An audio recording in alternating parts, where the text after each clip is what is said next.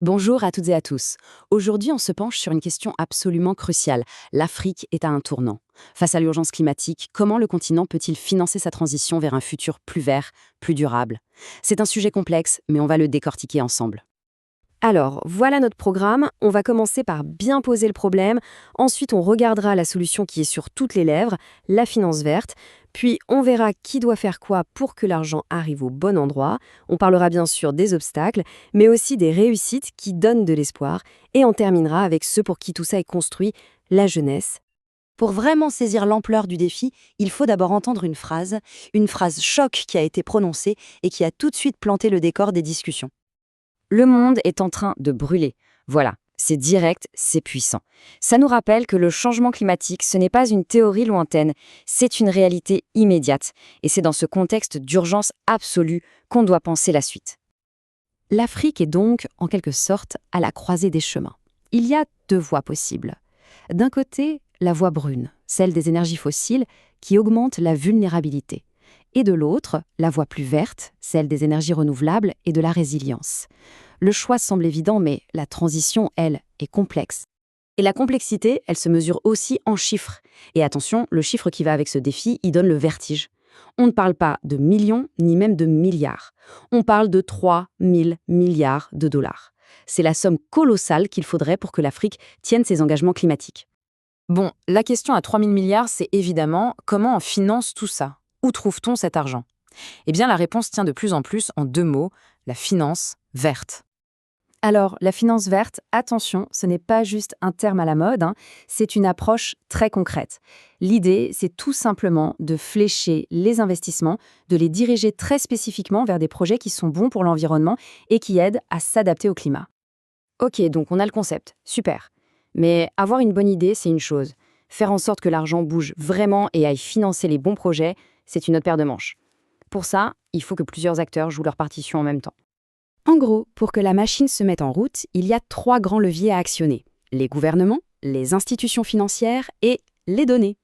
Le premier levier, ce sont les gouvernements.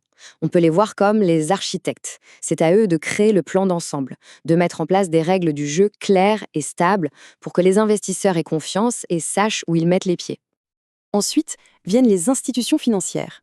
Si les gouvernements sont les architectes, alors les banques et les fonds de développement, ce sont les ingénieurs.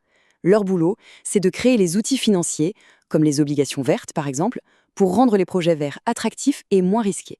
C'est eux qui doivent mobiliser l'argent privé. Et il y a un point qui est ressorti des discussions et qui est vraiment fascinant. C'est qu'en fait, les ingrédients pour monter de bons projets, les données, l'expertise technique, tout ça existe déjà en Afrique. Le vrai défi, c'est que tout est éparpillé, cloisonné dans différents ministères. Il faut juste connecter les points. Bien sûr, si tout ça était simple, ce serait déjà réglé. Il y a de vrais obstacles sur la route. Mais, et c'est ça qui est encourageant, il y a aussi des avancées et des exemples qui montrent que c'est possible.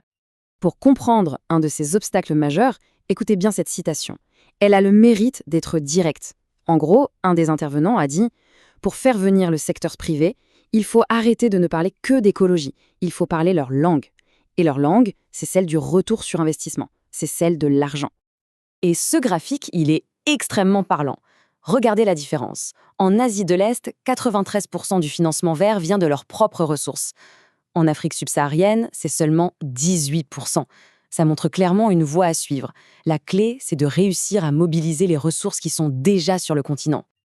Et la bonne nouvelle, c'est que ça commence à bouger dans ce sens. On voit apparaître des solutions innovantes, comme des banques vertes dédiées ou des obligations vertes en monnaie locale. On sent un vrai virage pour utiliser l'épargne africaine pour financer des projets africains. Mais voilà, on peut avoir les meilleurs plans financiers du monde, les instruments les plus innovants. Si on oublie un élément essentiel, tout ça n'a aucun sens. Et cet élément, ce sont les gens pour qui on construit cet avenir, la jeunesse. C'est une question toute simple, mais absolument percutante, qui a été posée au milieu d'une conférence d'experts. Où sont les jeunes? Dans une salle où on est en train de décider de leur avenir, ils étaient les grands absents. Ça fait réfléchir, non?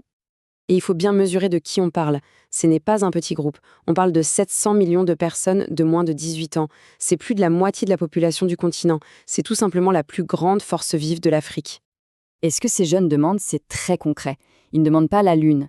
Ils veulent être éduqués sur ces sujets, être formés au métier de demain, Et surtout, ils veulent avoir une vraie place à la table pour être des acteurs de ce changement, pas juste des spectateurs.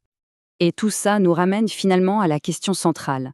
L'Afrique a-t-elle la capacité et la volonté de mobiliser ses propres ressources, son propre argent, son ingéniosité pour financer elle-même un avenir durable pour ses enfants?